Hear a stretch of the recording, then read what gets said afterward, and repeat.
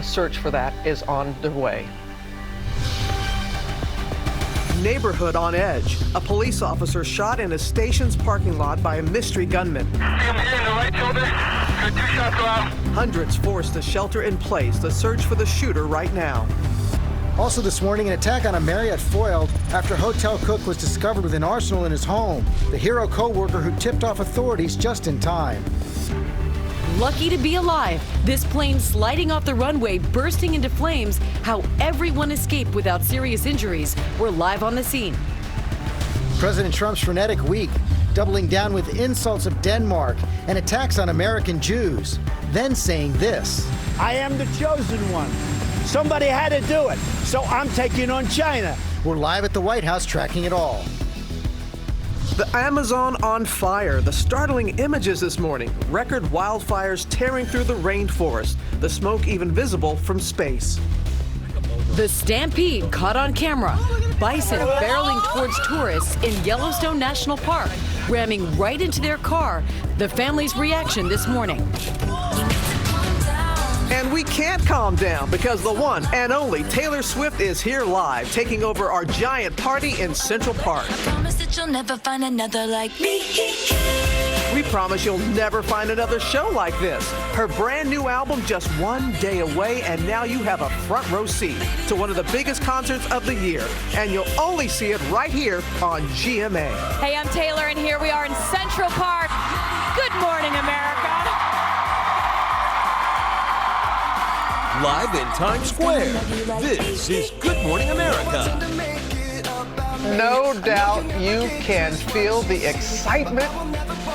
Take a live look at our crowd there in Central Park. Oh. More than 3,000 there for Taylor Swift. That is incredible. As you can see, it is one of the most highly anticipated concerts of the year, and some of those fans have been lining up since last night. And I know, Robin, you and George came in and saw the lines go all the way blocks after blocks. I drive in every morning a little after 3. Fifth Avenue is empty. I have it to myself. This morning, girls 5 deep from 74th Street to 66th Street. That was at 3:15 this morning. Whoa. They are ready to go. And so are we. Swifties on a mission. Mm-hmm. That is coming up. We're going to begin in California, where police are searching for a gunman who shot and wounded a sheriff's deputy.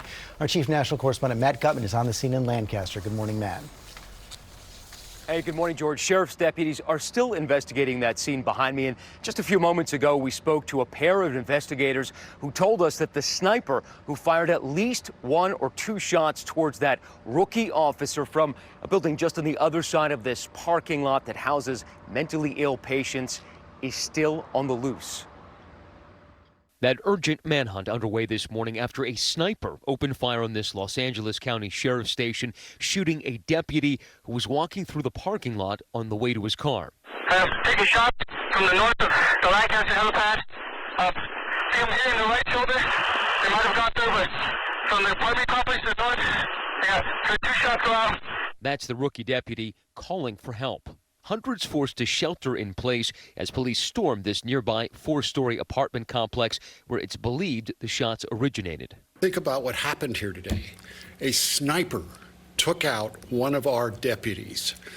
And the only reason that deputy is alive is because he had his vest on. Residents say police are a regular presence at this building. They let people actually live in our apartment complex who has mental illness. And it's kind of scary because there's no security. The cops are in there constantly. A suspect has yet to be named and no motive has been given. The wounded deputy identified as 21-year-old rookie Angel Reynosa. That bullet hitting his vest and injuring his shoulder. He was rushed to the hospital, breathing and conscious. He's been treated and we expect that he'll be fine. Now we're told that deputy, that rookie, was just about to take that vest off when he was shot. We're told that ballistic vest likely saved his life. He is now, we're told, resting with his family. Robin. Full recovery. So thankful that he had that vest on, Matt. Thank you so much. Now to that plane crash in California. 10 passengers and the pilot lucky to be alive after their jet skidded off the runway, bursting into flames. The NTSB heading to the scene this morning, and Adrian Bankert is there on the scene for us as well, has the latest. Good morning, Adrian. Good morning to you too, Robin. You can see the wreckage right behind us here. Now, there are two fascinating pieces to this story. One that you mentioned there, that 10 people were able to survive this crash. And the second is what investigators are going to be looking at, just why the pilot decided it was best not to take off. The NTSB is investigating what caused this fiery plane crash at a California airport. The pilot of this private jet with 10 people on board suddenly aborts the takeoff. The plane never leaves the ground but slides across the runway, crashing and bursting into flames with over 400 gallons of fuel on board. Responding in as be advised per BCSO. The plane is fully engulfed, all occupants out. Remarkably, everyone on the plane walked away, reportedly uninjured, even after the multi-million-dollar Cessna Citation caught fire. I'm amazed that somebody got out of that alive. It was fully engulfed in flames and just pure black smoke. Investigators say the flight was set to leave from Oroville, 60 miles outside of Sacramento, for Portland, Oregon, when that takeoff was aborted. Officials want to know what caused that split-second decision, but are thankful this crash didn't end in tragedy. They all got out and they all walked away. So that's the best case. And here's the thing, the FAA and the NTSB have been busy. There have been 2 other plane crashes this week, of course, all unrelated. We still don't know who was on board this aircraft, but we're very thankful that they were able to walk away. Robin, rather Amy, I'll send it back to you. Yeah, we certainly are indeed. Thank you so much, Adrian. Now to severe weather from the Midwest to the Northeast, right here in New York, people running from torrential downpours. That was at the beach. Now 85 million people are in the storm zone from the plains to the East Coast again today, and Ginger is tracking all the latest. Good morning, Ginger. Good morning, Amy. It's always worrisome when you see that severe thunderstorm warning take over Midtown Manhattan, but a lot of other places saw it. It was 120 severe storm reports from Colorado to New Hampshire. These images of hail being picked up there in Denver and flash flooding. It only takes 2 inches and you can get that type of water. Overnight, underwater in Wichita, Kansas, 2 to 4 inches of rain swallowing cars and homes, forcing people and firefighters to push their cars out. Impressive storms near Clearwater, Kansas, gusts up to 77 miles per hour. Lightning illuminating the St. Louis Arch. More than a dozen water rescues in St. Louis County alone. In nearby Fenton, Missouri, up to 5 inches of rain submerging more cars. And in the Northeast, booming thunder and gusts up to 60 miles per hour from Maryland to Maine.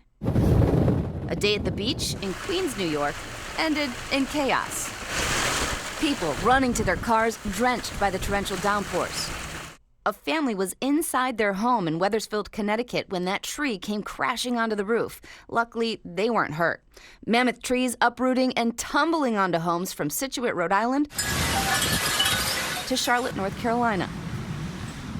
This morning, that amazing amount of rain falling in parts of Missouri, Illinois, down to Oklahoma. You see St. Louis and Wichita both in the flash flood watches this morning. Then I bring you the cold front that so slowly moves east that by this evening at 7 p.m., if you're in Scranton, Pennsylvania, back to, say, Louisville, you'll have to be watching for those strong storms. Let me show you how much rain we're talking. There are a couple of targets like Virginia Beach that could see 2 to 4 inches, George. Whoa, okay, Ginger, thanks very much. We're going to go to the White House now, where President Trump's impulsive and unpredictable governing style is on full display this week, intensifying his attacks on a NATO ally and American Jews who vote for Democrats, zigzagging on tax cuts and gun control.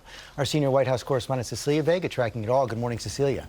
Hey, George, good morning to you. Let's remember what is on the line here this morning. The president is seeking re-election at a time when there is talk of a possible coming recession. So this impulsiveness has led to confusion inside this White House among aides, on Capitol Hill among those in his own parties, not to mention among voters. This morning, President Trump seeming to embrace the chaos.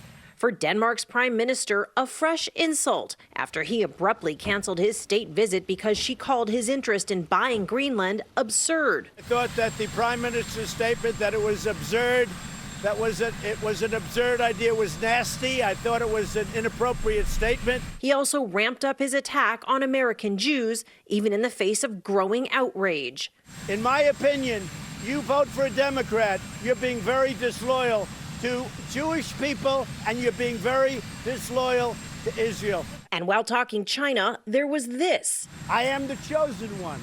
Somebody had to do it. So I'm taking on China. I'm taking on China on trade. from attacks to head-spinning reversals on policy. The president now backtracking even more on background checks after just days ago saying there was a very strong appetite for them.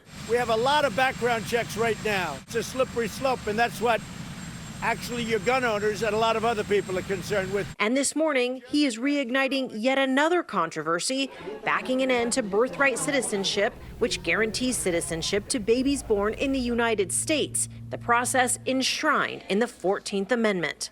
We're looking at that very seriously, birthright citizenship, where you have a baby on our land, you walk over the border, have a baby.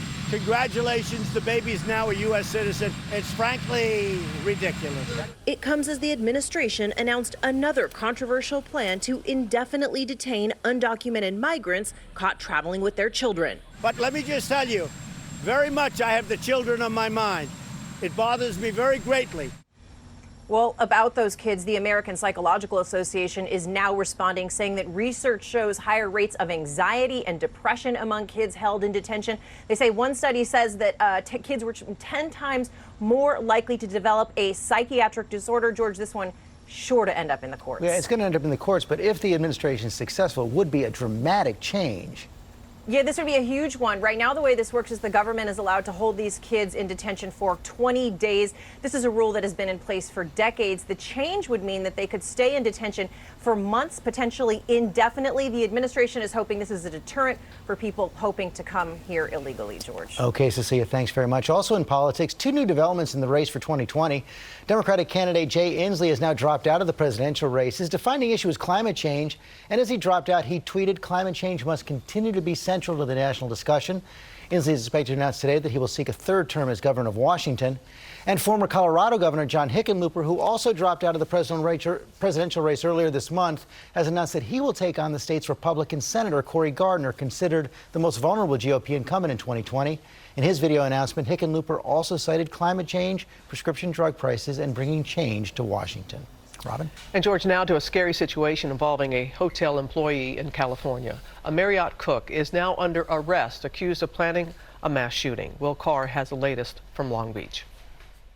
Authorities say they found hundreds of rounds of ammunition, tactical gear, and a cache of weapons, including an automatic rifle and high-capacity magazines, both illegal in California, inside the home of 37-year-old Rodolfo Montoya. Suspect Montoya had clear plans, intent, and the means to carry out an act of violence that may have resulted in a mass casualty incident. Authorities describe Montoya as a disgruntled hotel employee who threatened to kill his co-workers and hotel customers. On Monday, Montoya told a co-worker about his plan. He spoke to a fellow employee and talked about his anger towards the employees or fellow employees. And he went into somewhat description of what he was going to do. Hotel management at the Long Beach Marriott then called police, which led to Montoya's arrest. Authorities now say that phone call may have prevented the country's next mass shooting. Thank God that employee decided to bring that information forward. It all goes back to see something, say something. Since the attacks in both El Paso and Dayton, there have been at least a half dozen arrests for similar threats across the country. As for the suspect in this case, he is behind bars with a bail of $500,000. Amy. Yeah, thank goodness people are speaking up now. Will, thank you. Now to the growing outrage over newly discovered videos showing students appearing to do a Nazi salute. A California high school now reopening its investigation and admitting it fell, quote, drastically short in its initial response. Gio Benitez has that story.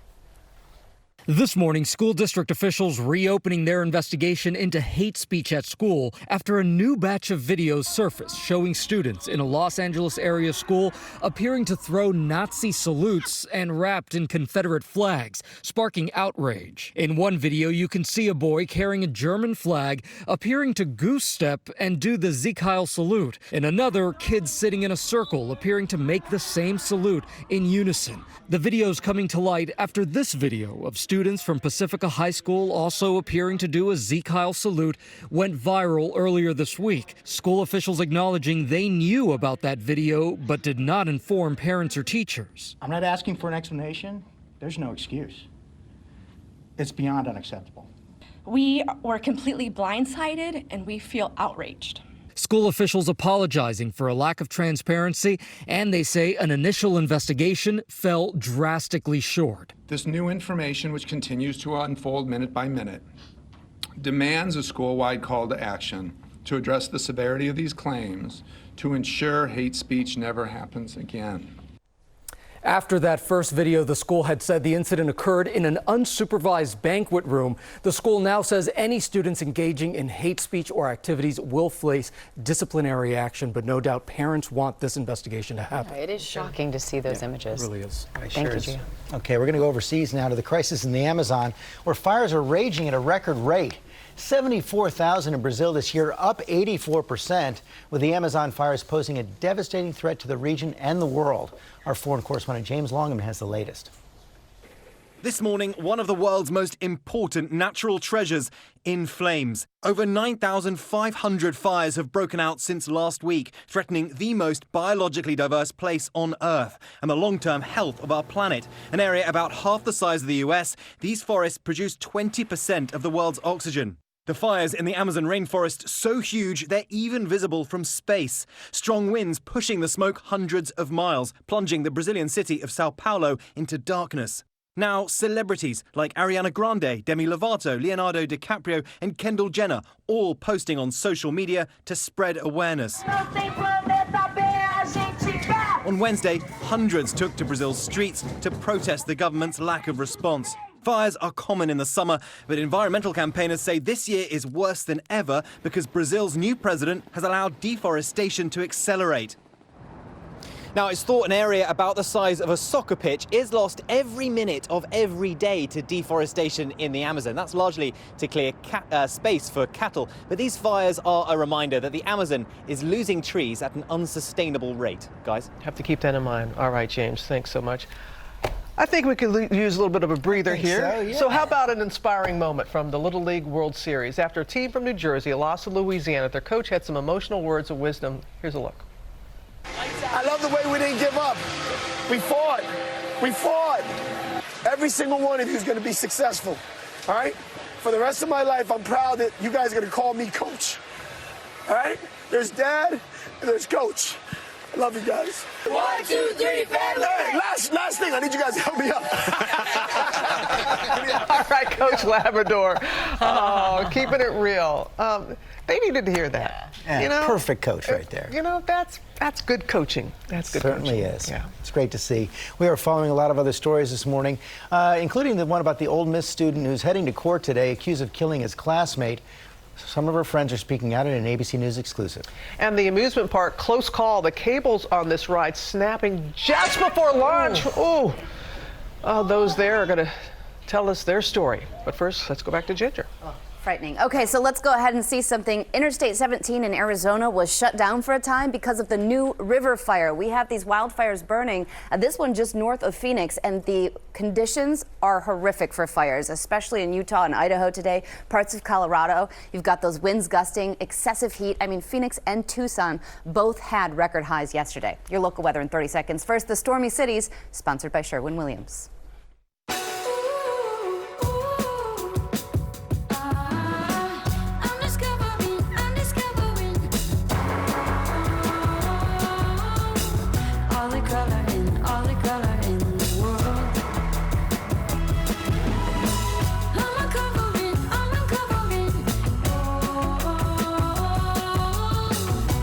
Bring color to life with the very best paint, only at your Sherwin-Williams store.